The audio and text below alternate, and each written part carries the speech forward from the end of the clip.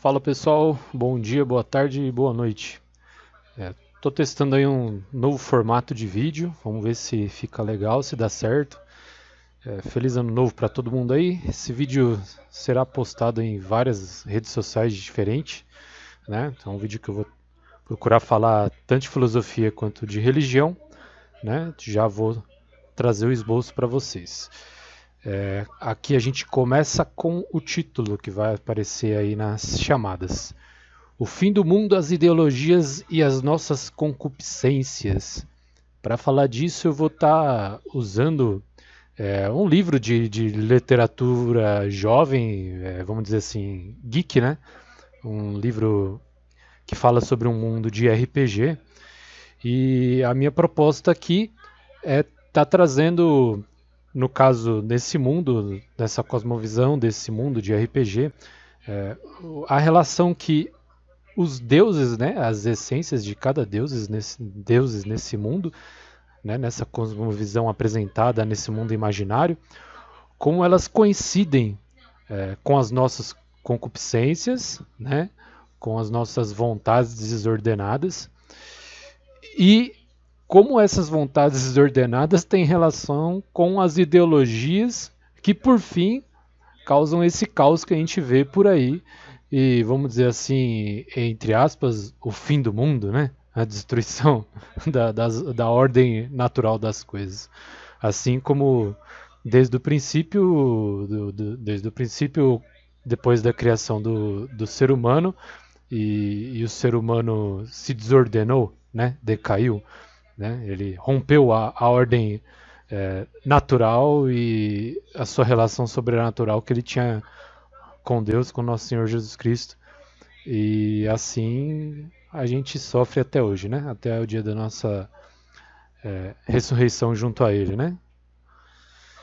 Então, segura aí que eu vou estar lendo um texto, vou estar pegando uma parte do texto desse livro, que vai estar falando um pouquinho de como que algum desses deuses, e depois eu vou estar complementando, né? Vamos dizer assim, as concupiscências, ou como que essas concupiscências nos levam a certas ideologias e a gente pode ser manipulado e trazer o fim do mundo, vamos dizer assim, por assim se dizer. O livro é um livro da saga de Tormenta, aí, dos criadores do mundo de Tormenta. Hoje em dia é conhecido como Tormenta 20. E é o livro, nesse caso aí, desse trecho que eu vou estar retirando, chama-se O Inimigo do Mundo. Tá ok?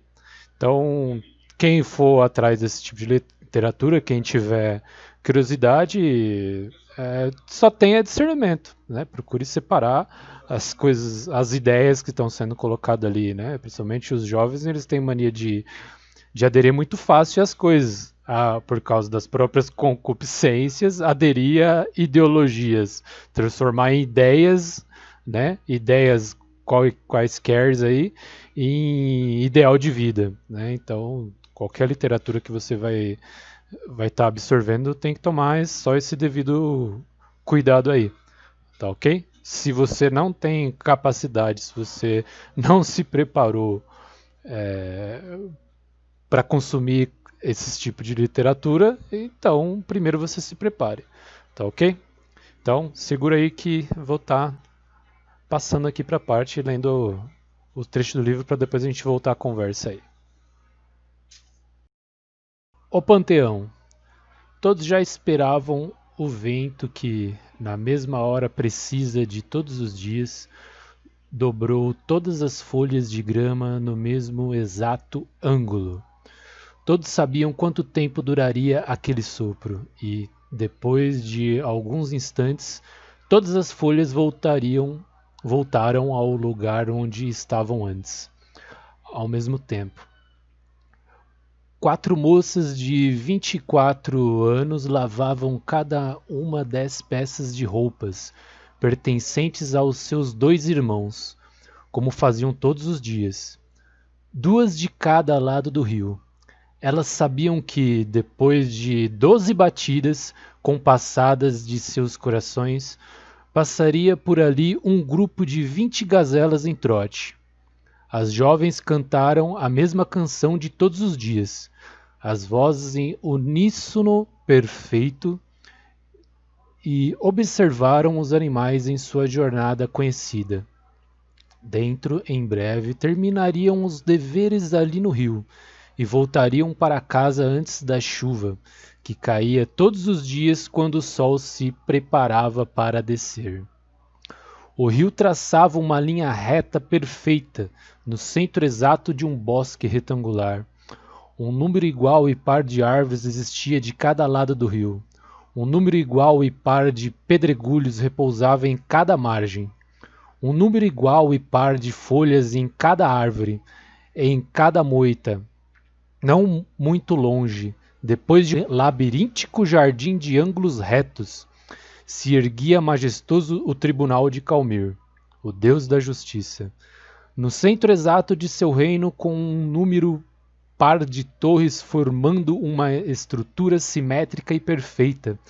Como perfeito era tudo ali. A chuva começou, duraria exatas 2 horas, e o mesmo número de gotas cairia assim como cairia todos os dias. Os espíritos metódicos que habitavam aquele lugar, desde as jovens lavadeiras com seus dias invariáveis, até os matemáticos de mente precisa ou os generais com suas estratégias minuciosas, sentiam quando algo era diferente.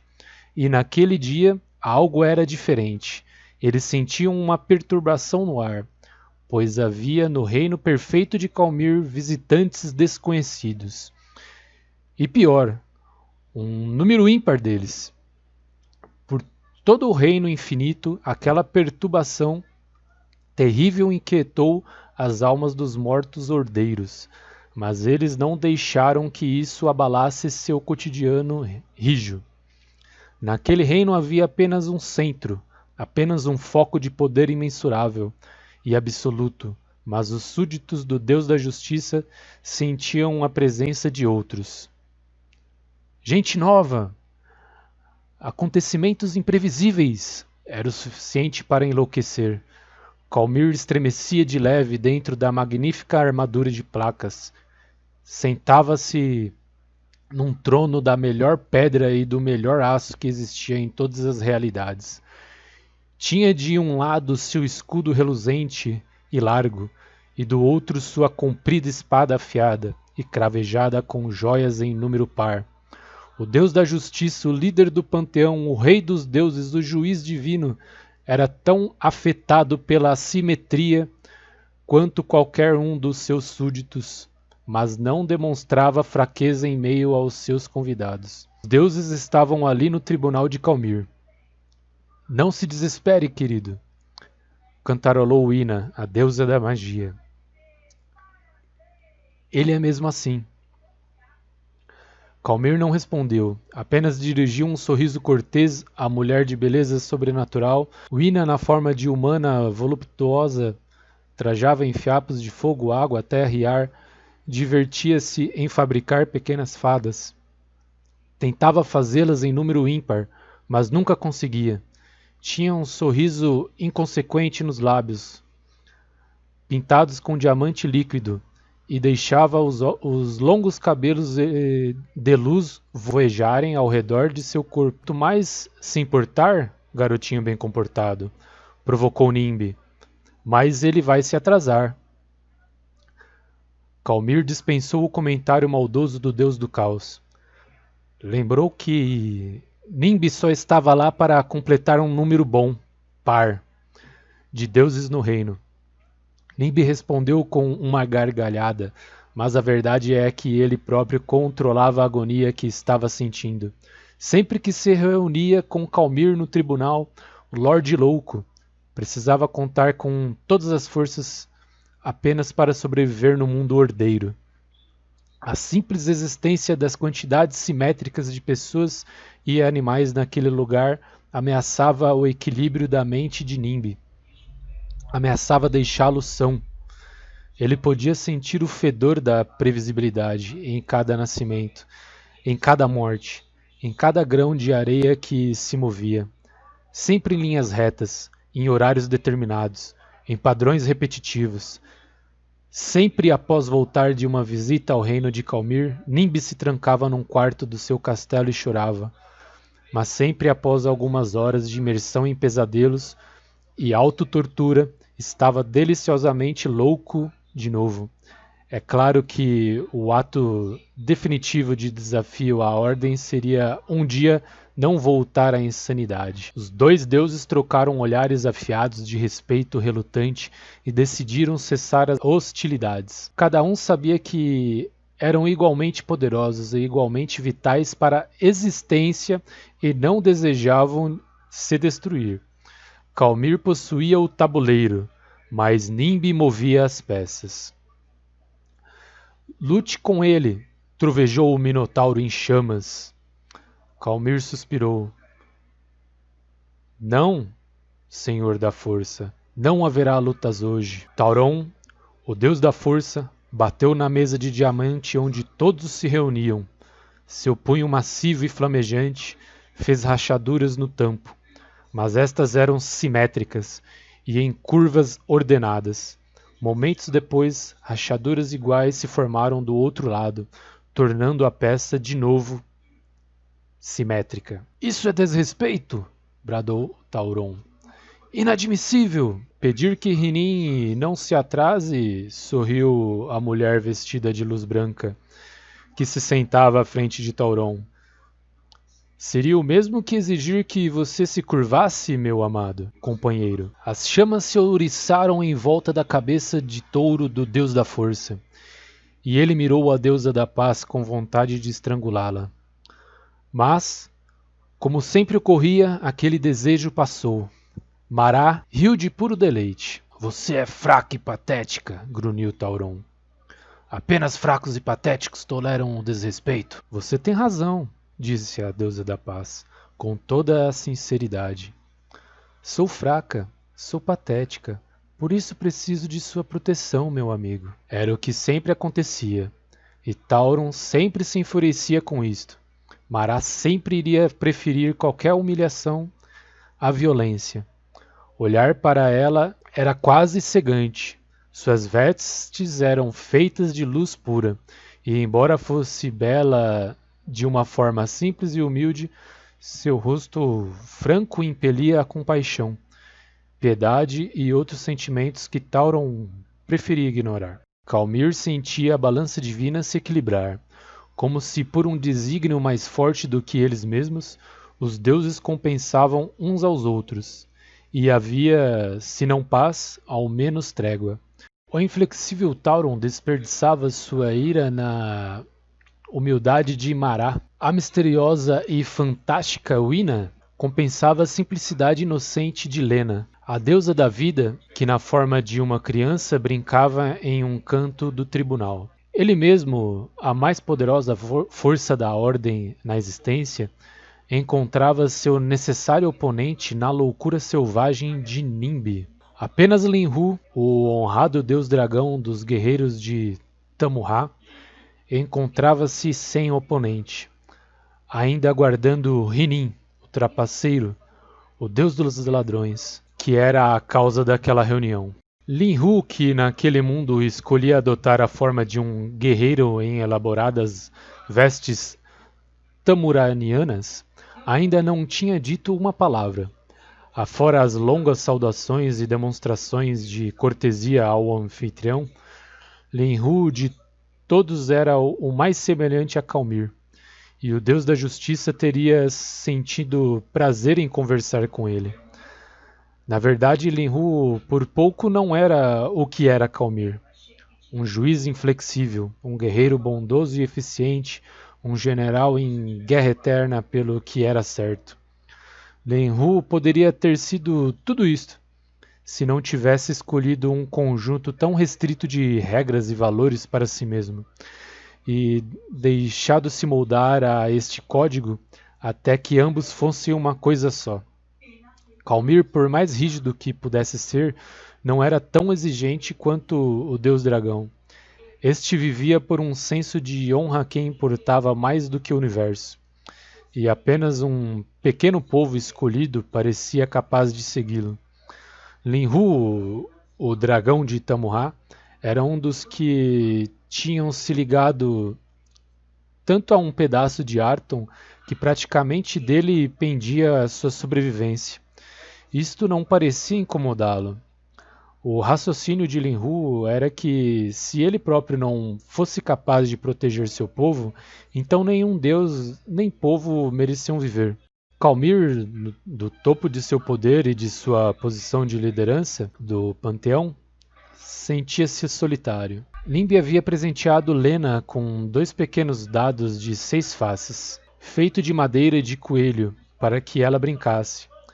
A deusa, uma menina que não aparentava mais do que 6 anos, sentava-se de pernas cruzadas no chão de mármore, jogando o dado. O resultado era sempre 7. 7. 7. Nimbi gargalhou e Calmir suspirou. O deus do caos adorava causar aquele tipo de paradoxo.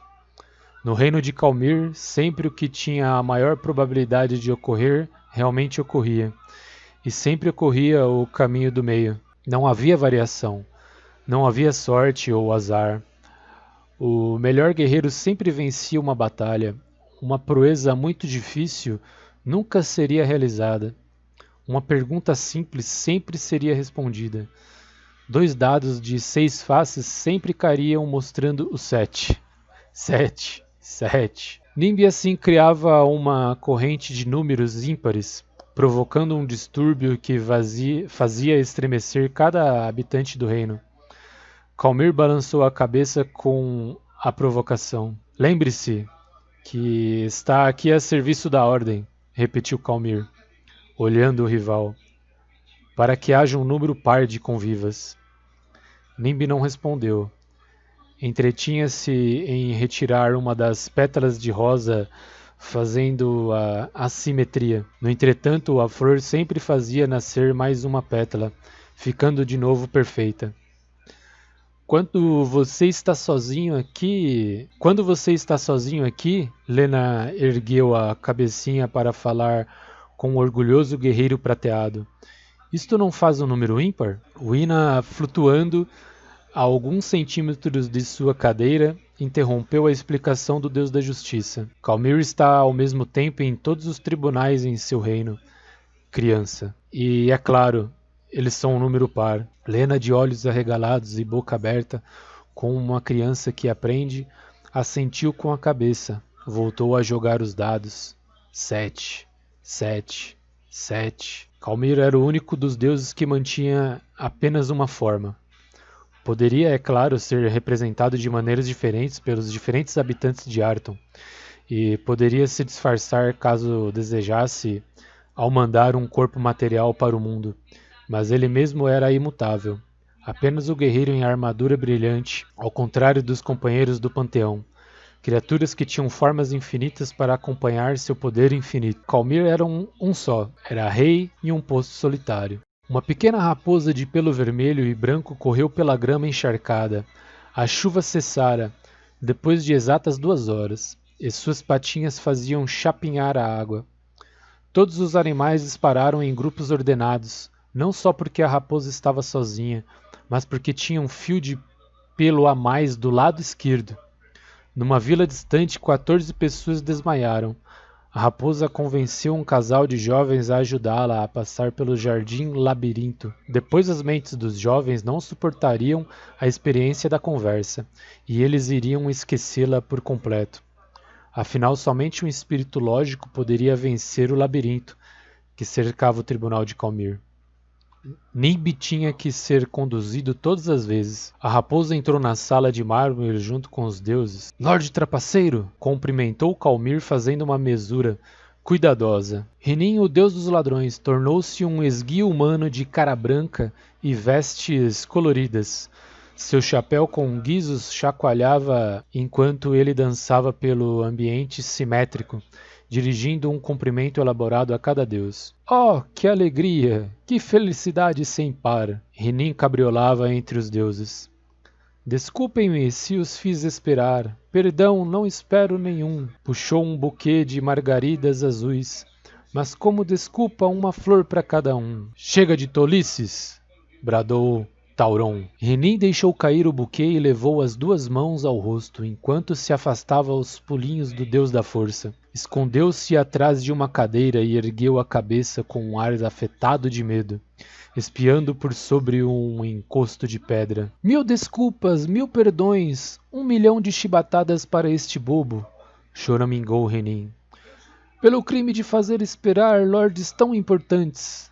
Nada mais que de rimas se este humilde bufão não os consegue divertir. Lena e Wina riram das cabriolas e micagens do deus dos ladrões. Tauron resmungou qualquer coisa e Linhu se manteve impassivo. Estamos todos aqui, proclamou Calmir. Diga-nos, trapaceiro, por que nos convocou? Volteando sobre os dedos de um pé, Renin foi até a mesa de diamante e ocupou seu lugar, irrequieto na cadeira. Lena levantou-se e deixou os dados caírem. 7. Calmir e Nimbi perceberam, mas não comentaram, que a deusa tinha feito a jogada por um número par de vezes. Temo agora ter me achado por demais valoroso, gemeu Renin. Quem sou eu para pedir uma reunião de tais poderes? Oh, como sou tolo! Bufão de miolo mole. Fingiu dar socos na própria cabeça. Os guizos chacoalharam. Oh, mas sou idiota. Relés, deus dos ladrões. Como ousa se botar à altura dos outros lordes? Trapaceiro simplório. Oh, agora vejo como sou um bobo desgraçado. Vou-me embora.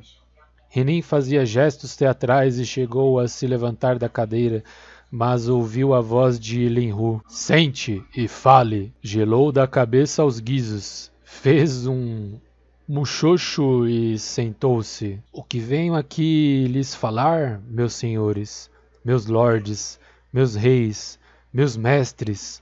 Um olhar de Linhu fez com que ele voltasse ao assunto. É sobre a tempestade de Glórien. Espalhou-se um burburinho. Todos já tinham quase a certeza de que seria este o assunto. Mas, muito por falta de vontade de tocar no assunto pontiagudo da guerra de Ragnar e Glórien, não haviam feito menção. Diga! Calmir ergueu a voz acima das outras e, batendo a espada no chão de mármore, cessou todo o barulho. Diga o que tem a dizer. Renin encolheu-se todo, como uma criança ou um servo que faz a uma figura de autoridade um pedido tão extravagante que o envergonha. Eu venho pedir, não, implorar, não, suplicar com o relés bobo que sou, meus senhores e senhoras, meu rei, para que a tempestade ocorra. Ninguém falou. Todos olharam a Calmir, esperando o que ele diria. Era só isto? A resposta é não. Assunto resolvido. Um novo burburinho inundou o tribunal. A voz de rocha de Tauron duelava com a estridente voz de Wina. Lena tentava ser ouvida. Mará pedia calma. Mas foi o som fino e cantado da voz de Renin que se ergueu acima de todas. Meus senhores, damas e cavalheiros, grandes e poderosos de toda a existência, meu rei, meu amado e magnânimo rei, ouçam-me, eu suplico, ouçam as tolices do bufão, apenas desta vez. E se julgarem que o que digo é absurdo, então irei me calar. Nunca mais ouvirão uma palavra idiota deste bobo, meus lords. Se assim ordenarem, mas eu me ajoelho ante vós e suplico. Os guizos balançaram. Para que me ouçam, só desta vez. Fez-se atenção, Renin limpou a garganta. Eu venho aqui para clamar por piedade, meus lordes. Meu rei, sim, porque o trabalho do bufão é espalhar a alegria, não? E hoje eu olho para o nosso mundo amado e vejo tanta tristeza. E o bufão, o bobo, o palhaço chora. Meus senhores, chora por Glórien. Glórien está cega de dor. Wina dispensou as palavras do deus dos ladrões, meio que distraída. E quem dentre nós, eu pergunto, se é que eu ouso contradizer a poderosa deusa da magia, tão mais sábia do que eu, não estaria cego também no lugar dela? Glórien fez seus ideais, sua essência em seus filhos, e estes filhos estão morrendo. Quem somos nós? Eu cometo a ousadia de questionar. Para negar-lhe uma arma, numa situação como esta? Diga-me, o que Glórien quer é muito perigoso, disse Calmir.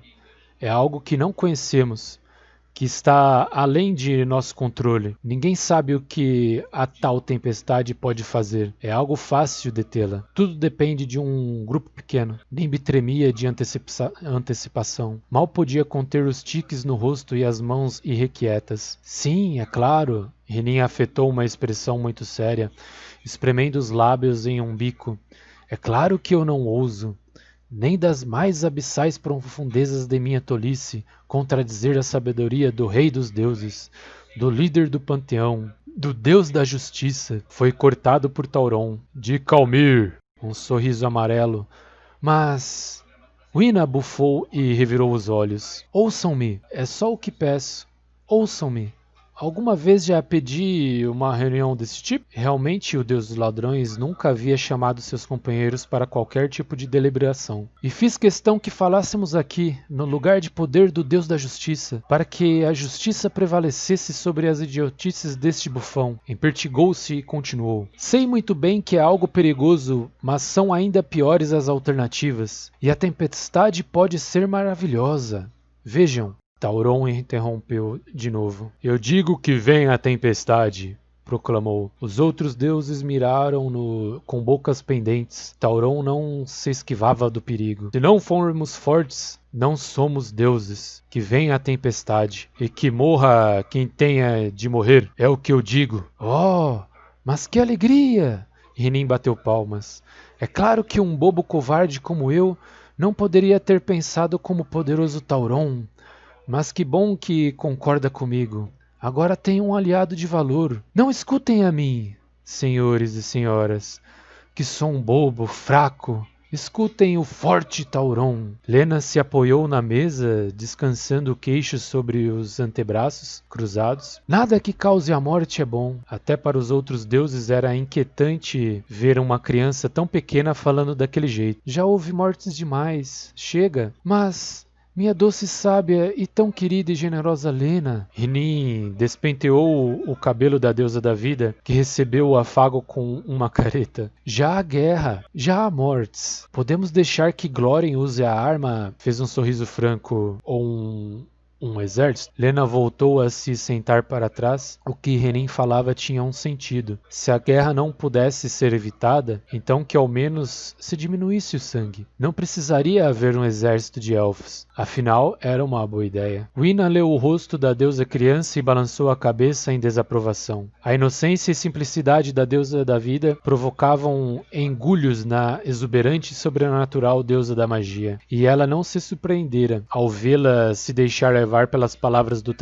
trapaceiro. Wina era a deusa do escondido, do maravilhoso e do fantástico. Lena era do cotidiano, do comum e necessário. E Wina tinha arrepios ao pensar que a deusa dos partos e da fertilidade escolhia em geral aparecer como uma criança. Calmir tem razão, disse Wina, com uma sobrancelha erguida. É arriscado demais. Nós não temos razão para pôr toda a existência em jogo. Eu me rendo à poderosa deusa da magia, bradou Renin, escondendo o rosto atrás das mãos. Eu, o objeto bufão, me rendo ao poder de Wina. Por favor, não me transforme em um sapo. Os outros observavam. Mas me ouça, de novo um risinho envergonhado. Nós vemos a tempestade como uma arma, mas ela também é um universo. Wina apertou os olhos. Quem sabe qual magia há neste novo lugar? Quais maravilhas e mistérios? Quem sabe o que pode estar escondido em um lugar tão diferente? A curiosidade da deusa da magia começou a se acender. E eu pergunto, imploro que me digam se estiver falando uma estupidez. E se não houver por lá magia? A misericordiosa Wina não deseja compartilhar sua dádiva maravilhosa com um povo tão desafortunado? Wina se curvou na direção do trapaceiro, escutando com atenção suas palavras. Poderíamos aprender, sim, não eu que sou um bobo burro, mas a esfuziante Wina poderia ensinar tanto.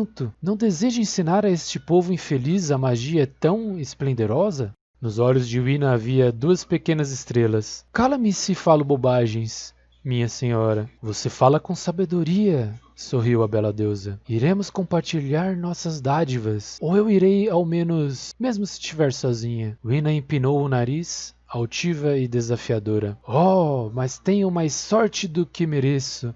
Rinin se ergueu e deu pulinhos. Um bobo tão rasteiro recebendo um apoio de deuses tão sábios. Eu lhes sou grato, minhas senhoras, meu senhor, tão grato. Basta! Calmir não ergueu a voz, mas a sala congelou. Não somos tolos aqui, Deus dos ladrões. Nenhum de nós esqueceu que você é o trapaceiro. Rinin deu de ombros, como se pedisse desculpas. É verdade, meu rei. É verdade, eu sou um trapaceiro, um ladrão, enquanto os senhores são guerreiros, donos dos presentes mais valiosos da criação, lordes invencíveis. O deus dos ladrões parecia à beira das lágrimas. E se eu pudesse escolher, não teria escolhido este papel abjeto, mas foi o que me coube, e eu o cumpro com humildade. Mais uma vez foi apressado por um olhar de aço do Deus da Justiça. Mas eu pergunto, e sei que o senhor tem a resposta. Qual é o poder do trapaceiro, se ele se apresenta como tal? Calmir se mexeu no trono. A única situação em que o trapaceiro tem vantagem, meu lorde magnânimo, é quando ele se disfarça, quando engana, quando se esconde, porque frente a frente ele não é páreo para seus superiores. E aqui me coloco... Rinin fez uma mesura elaborada e os guizos tilintaram, com toda a franqueza, admitindo que sou o trapaceiro, e assim me negando de qualquer vantagem. Não me disfarcei, não sussurrei a cada um em separado, não, fiz questão que todos os lords estivessem aqui juntos, e neste lugar de justiça, para que eu não pudesse, mesmo que desejasse, utilizar de enganações. Calmir estava em dúvida. Pediu a opinião de Linhu, mas o deus dos ladrões interrompeu antes que o deus dragão pudesse falar. Ouça-me, meu lorde. Não é honrado dar a Glórien uma chance de lutar? É justo forçar uma rainha a se curvar, sem nem ao menos uma chance? Não há honra em fornecer aos dois combatentes condições iguais? Linhu assentiu relutante. Imará, minha deusa da paz, que sempre a sua luz brilhe em Arton, para proteger aqueles que, como eu, são muito débeis para lutar. Não é desejável que a guerra seja curta, minha senhora? Não é desejável que se acabe com ela de uma vez? A guerra já começou. Não há como impedi-la. Mas nós podemos pôr um fim a ela... como um só golpe, ao invés de deixar que ela se arraste por anos, décadas, séculos, de metal contra metal. Mará conjurou a imagem de um fim definitivo, uma última guerra que acabasse com as guerras, um só golpe final. É isto que tenho a dizer, meu rei.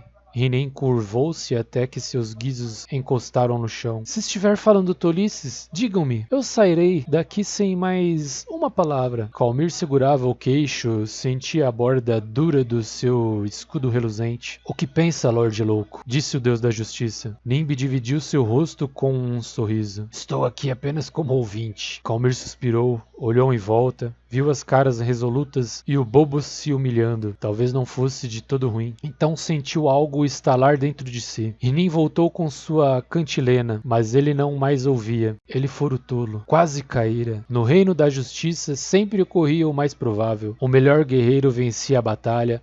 As perguntas simples sempre eram respondidas. As tarefas difíceis nunca eram cumpridas. Os maiores trapaceiros sempre conseguiam enganar. Calmir percebeu isto num instante e abriu a boca para ordenar aos outros que não ouvissem o bufão. Mas algo que Rinin falava ressoou em sua mente e ele percebeu que o Deus dos ladrões tinha razão. Havia motivos para deixar que a tempestade viesse. Era desejável até. O bobo falava as verdades. Que a tempestade viesse. Como o senhor ordenou, Lorde Louco? Rinin fez uma mesura, todos foram enredados. Mas Nimbi não lembrava de ter dado a ordem. Fora enganado também. Gargalhou disto e depois esqueceu. Então, pessoal, depois da leitura aí desse trecho do livro, né? Vamos aí algumas considerações aí. Colocar alguns conceitos dentro disso. Bom, aqui eu separei esse trecho do livro porque é interessante que ele detalha, ele não pega todos os deuses aí dessa literatura, né, apresentada, mas ele pega alguns ali e ele apresenta a essência de cada deus. Então a gente tem ali, a gente está vendo ali a foto do Panteão. O Panteão ele tem 20 deuses, né? No caso aí foram apresentados 8, 10 contando Glórien, que eu não coloquei nenhuma imagem, que seria a deusa dos elfos, e o Ragnar, que é o deus da morte. Então Ragnar ele havia invadido o reino dos elfos e cometeu um genocídio lá, né? Ele é o deus da morte, então a essência dele, o conceito, a concupiscência dele é levar tudo à morte. Tipo assim, para ele tanto faz como tanto fez. Ele quer apertar o botãozinho do ferro e que vá tudo para o espaço. Então ele se dá esse tipo de concupiscência. Não está nem aí para nada. Né? Não tem responsabilidade nenhuma. A única responsabilidade dele é levar tudo para o espaço. Né? Glórien, no caso, a deusa dos elfos, ela é a criadora dos elfos nessa história, nesse livro, nesse mundo aí de Tormenta, né?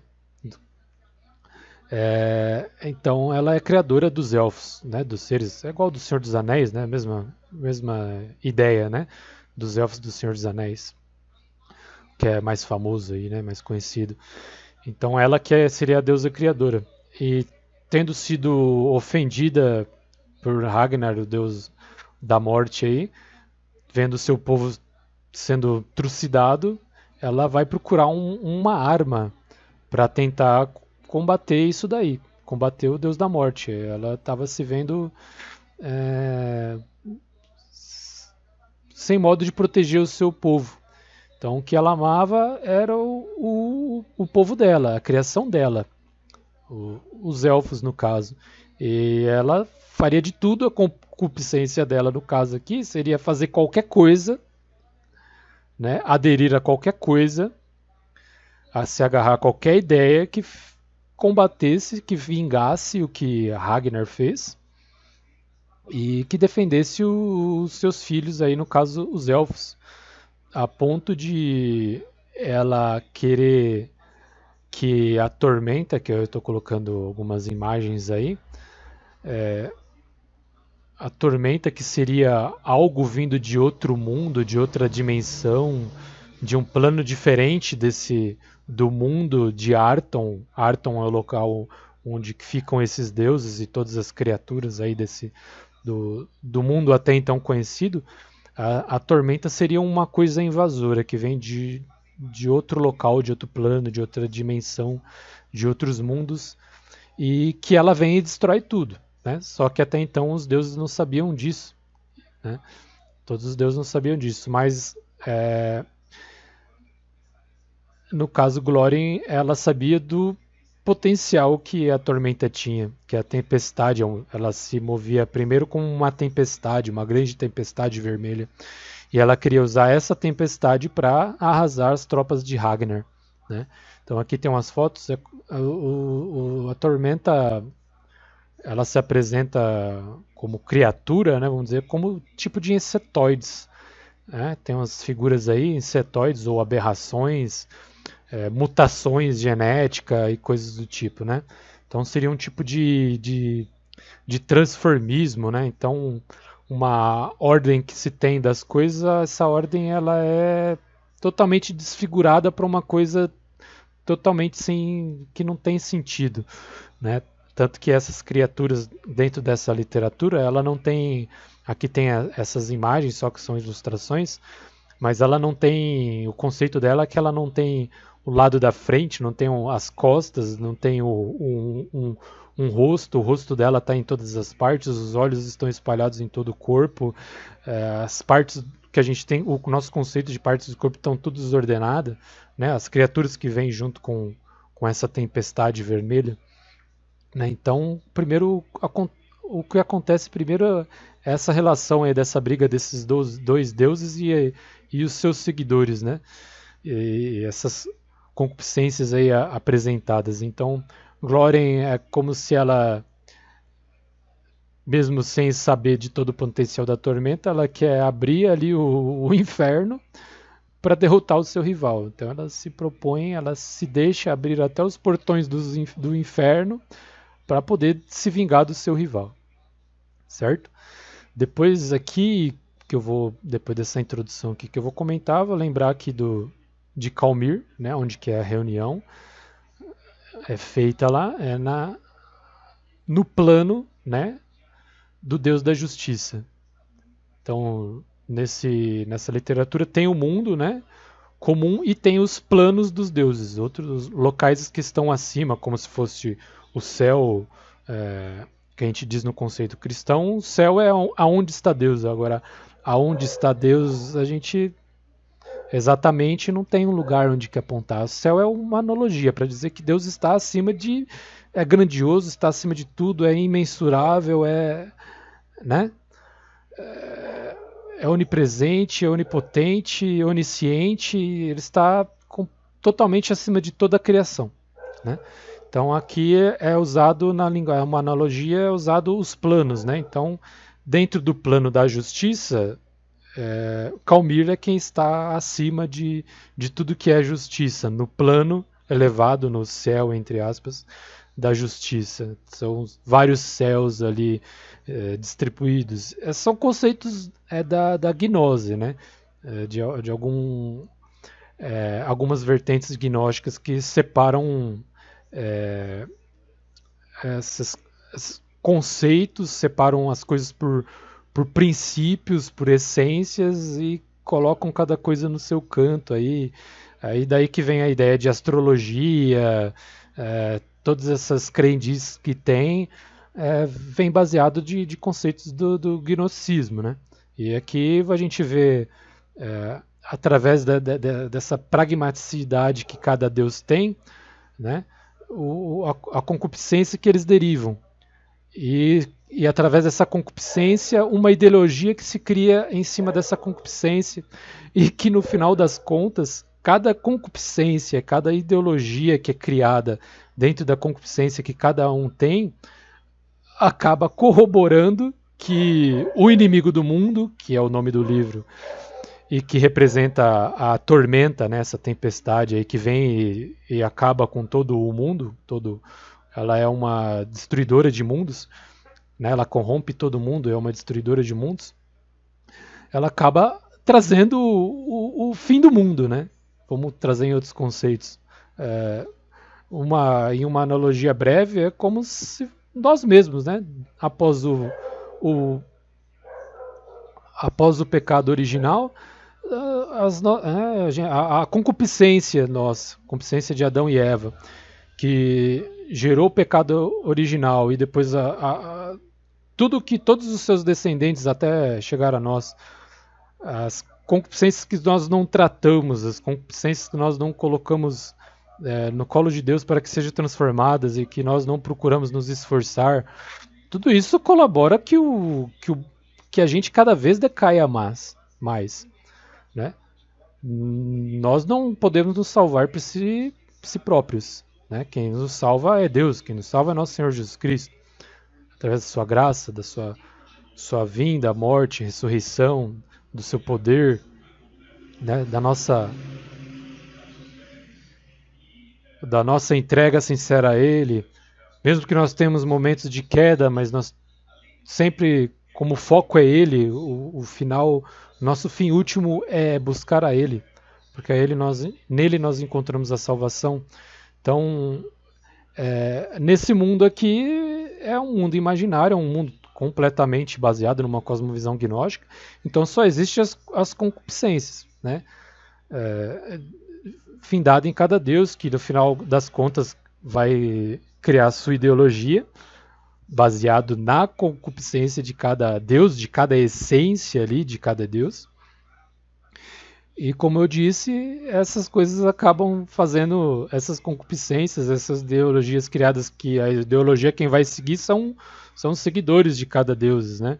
No caso, o deus é a essência, é a concupiscência, a concupiscência pela justiça, então vira um justicialismo. A gente pode ver ali que no plano de Calmir ali, tudo é simétrico, tudo é bem colocado no seu lugar, tudo, né? Não pode ter nada de errado senão dá um problema, senão não é o reino de Calmir, senão tem alguma coisa, senão há a desordem, né?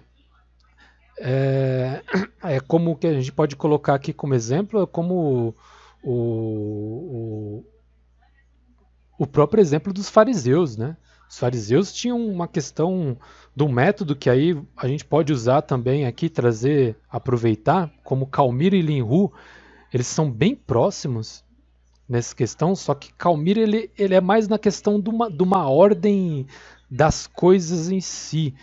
E Linhu, ele tem essa questão, essa concupiscência aí, colocada como ele é o Deus da honra, com, com uma postura pessoal. Que aí a gente pode trazer essa questão que eu estava comentando, como os fariseus tinham isso. Então, se você seguir todas essas regrinhas bonitinhas aqui, tá beleza. Se não seguir, cara, né? Não, você, ó, pisou na bola, você já era. Vixe, você pisou na bola, queimou o filme, já era. Não tem mais jeito não.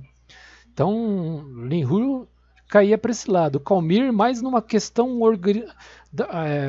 eu vou até colocar aqui, né, a gente, como a gente vive a era da técnica, né, tecnocracia aí, então tem que ser tudo assim milimétrico, senão não está certo, é tudo científico, não, nada contra a ciência é boa, a ciência é bem feita, bem produzida, bem estudada, bem fundada, ela é boa, mas essa era da técnica, do tecnicismo que a gente vive, né, você pega a mistura de Calmir, né, nesse sentido aí de teorizar tudo, que tudo tem que estar nos mínimos detalhes, com a conduta, essa questão aí que é colocado como honra em Linhu, mas que vira uma pragmaticidade na conduta da pessoa, como a concupiscência dos próprios fariseus, que não podia sair dali.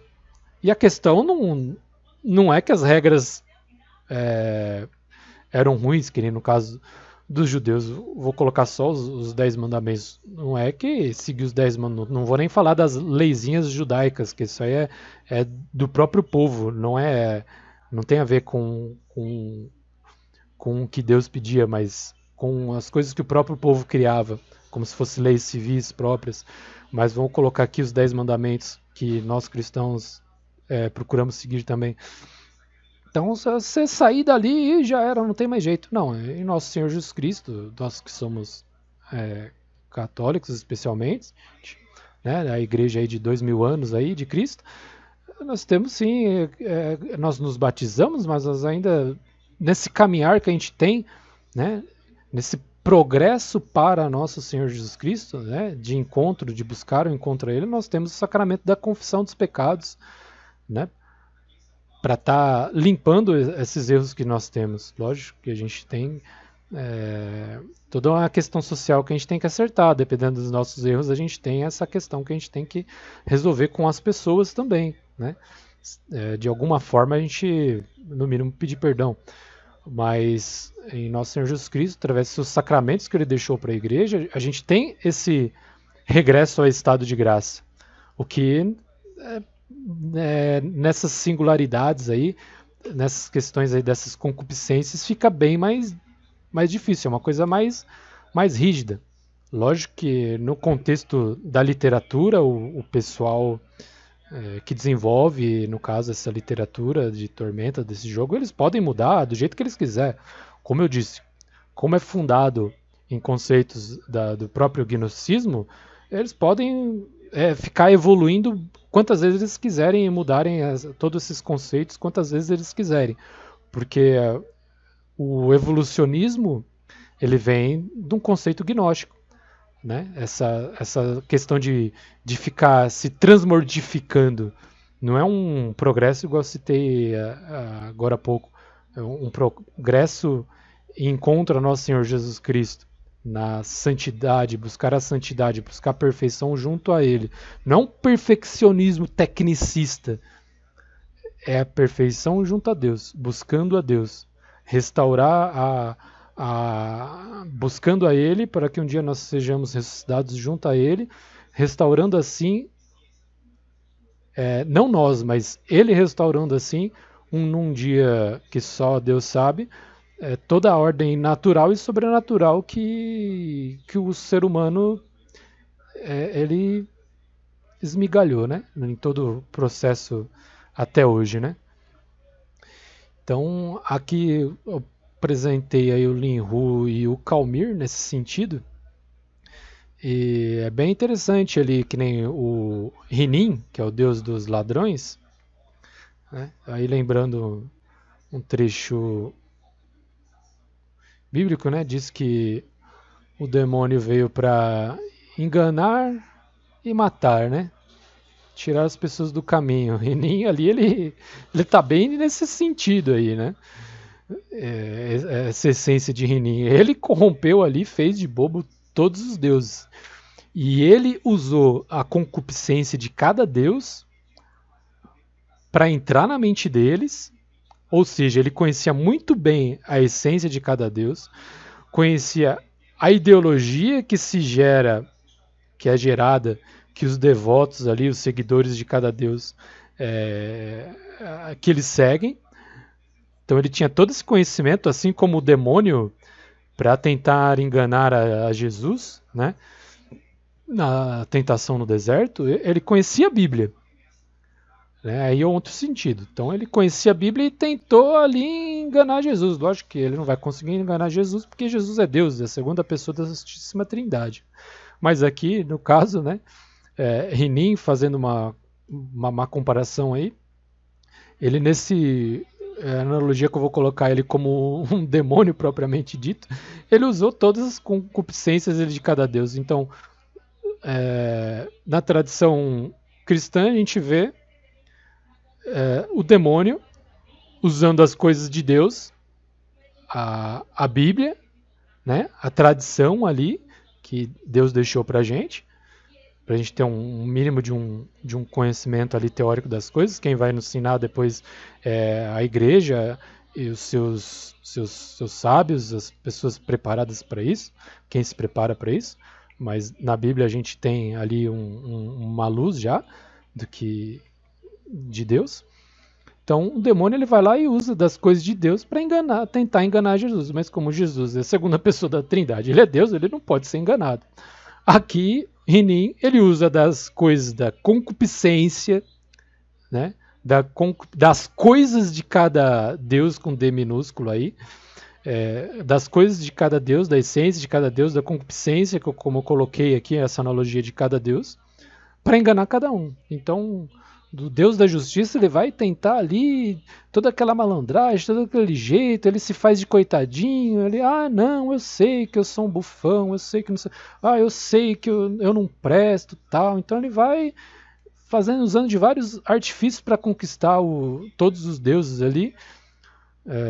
Com Linhu ele vai tentar usar o subterfúgio da honra, não seria honrado que a Glórien tivesse o mesmo poder, né, tivesse a possibilidade de lutar ali contra Ragnar, né, que já tinha dizimado praticamente toda a civilização dos elfos, né, com Ina, ele vai, o Ina lá, a deusa, cadê? Vamos lá, o Ina. Com Ina, a deusa da magia, né? Ele vai falar, nossa, mas e se houver coisas mágicas nesse novo mundo que está chegando até o nosso mundo, que nós podemos conhecer? E aí ele vai exaltar ela, nossa, quantas coisas, se eles também não conhecem a magia, que você pode ensiná-los, deixe que a tormenta venha, né, para que você possa exercer a sua função. Você deixaria um povo sem a magia? Né? Então ela usa da própria concupiscência, do que ela é mesmo, né? como deusa da magia ali, ele usa para ganhar ela. Né? Lena, né, a garotinha aí, a deusa da vida, ele vai usar a questão também, não, mas olha, se deixar que venha aí a tormenta, que eles ainda não sabiam que poderia ocasionar o fim do mundo aí nessa história, nessa literatura, né? Se deixarmos que a tormenta venha, pode salvar muitas vidas, né? A Glórien vai conseguir se defender e muitos elfos se salvarão. Afinal, eles não estão já em minoria, eles não vão precisar lutar. A tormenta vai acabar com as tropas de Ragnar. E aí, já emendando com Mara, que é a deusa da paz, né? E acabando com essas tropas aí de Ragnar, acaba-se a guerra e aí volta-se ao tempo de paz, como assim gosta a deusa da paz, né, Mara. E Tauron, logo lá no começo, ele já conquistou, porque como o Tauron tem a concupiscência de ele achar que ele é o cara, que ele é o bonzão, não sei o que ele é forte, que ele é o deus da força, logo de cara ele não precisou nem fazer muita coisa para enganar a Tauron. Que Tauron mesmo já se auto-enganou. Ele falou, não, eu sou o deus da força, eu não tenho medo de nada. Pode deixar que venha essa tempestade. Se causa ela for nos causar algum mal, se eu não conseguir me defender, eu não tenho o direito de existir. Né? Então foi muito mais fácil enganar aí o Tauron, aí o deus Minotauro, o deus da força, né? Deste modo. E Nimb, que é o deus do caos, ele quer ver o negócio pegar fogo. Né? Ele não tá nem aí. Nimb, ele tava vendo ali o que estava acontecendo, né? Ele ficava meio assim, porque ele estava no reino da justiça, da simetria, né? Do tecnicismo, e ele é o deus do...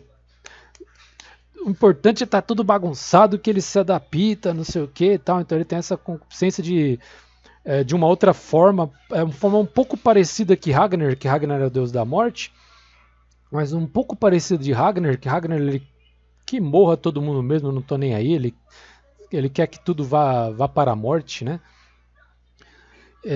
Vá para o limbo. O Nimb, no caso, ele é assim, mas no sentido de eu quero ver o circo pegar fogo, eu não tô nem aí. O que vai causar mais problema, né? Então, vou colocar aqui, quantas pessoas aí parece, ao meu ver, que não estão nem aí para nada que acontece. Nada que é importante que acontece, a pessoa deixa a vida me levar, a vida leva eu não tô nem aí se a água tá caindo para cima, se ela tá caindo para baixo. Né? É um pouco aí essa concupiscência aí que a gente pode fazer essa analogia com o Nimb, né? Que ele segue esse padrão aí, deixa a vida me levar, a vida leva eu não tô nem aí não. Tá acontecendo tal coisa, deixa pegar fogo, cara, e peraí, eu vou ajudar, taca querosene, né? No máximo taca querosene, não vai ajudar coisa nenhuma não. Então é esse outro lado aí que apresenta essa questão das concupiscências. Então aqui só apresentei alguma parte aqui usando dessa literatura aí, desse mundo de Tormenta 20, para trazer, né, uma reflexão a respeito das concupiscências, né?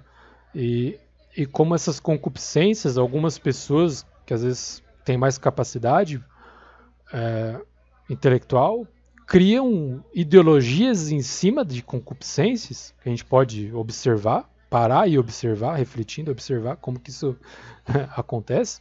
Nós mesmos, todos nós podemos cair nisso daí, por isso que a gente tem sempre ter um momento de reflexão para parar e ver como que a gente está, né? O exame de consciência, né? A gente que é cristão, fazer o exame de consciência, se caso buscar a confissão, por causa disso, né?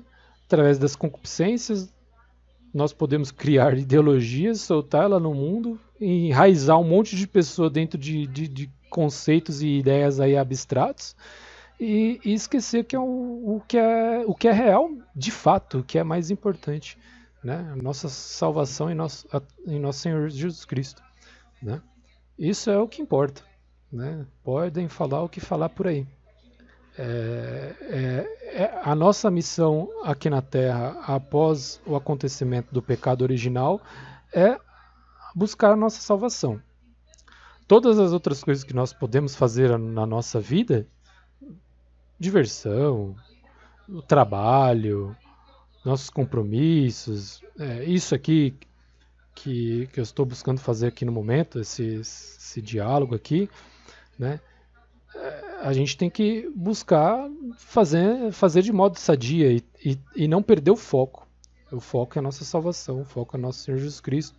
É preciso sempre estar falando, expondo desse modo que eu estou falando? Não, a gente vai buscar fazer isso no nosso trabalho da melhor maneira possível, sem precisar de falar, né? Através das nossas ações, no nosso dia a dia, no nosso convívio. E no caso, nós que somos pecadores, nós temos essa questão, nós precisamos de ser restaurados todos os dias, nós precisamos de Deus para estar buscando essa restauração e para chegarmos à ressurreição junto a Ele, para a restauração completa e definitiva de todo o nosso ser, nós precisamos dessa relação com Ele, né? Buscar assim também, no caso aqui, eu estou apresentando uma literatura geek, aí, uma literatura geral, aí, mas nós temos que procurar também as coisas de Deus para nos reforçarmos nesse caminho. Estudo catecismo, estudo da vida dos santos e assim por diante. Esse é o nosso esforço que a gente tem. Lógico, o estudo da Bíblia, mas para a gente poder estudar a Bíblia, primeiro a gente tem que estar passando pelo catecismo, que vai nos ajudar a entender a Bíblia, pela vida dos santos que viveram a Bíblia, a igreja só coloca eles como exemplos, né, de pessoas que foram em busca de Nosso Senhor Jesus Cristo, porque eles seguiram a Bíblia.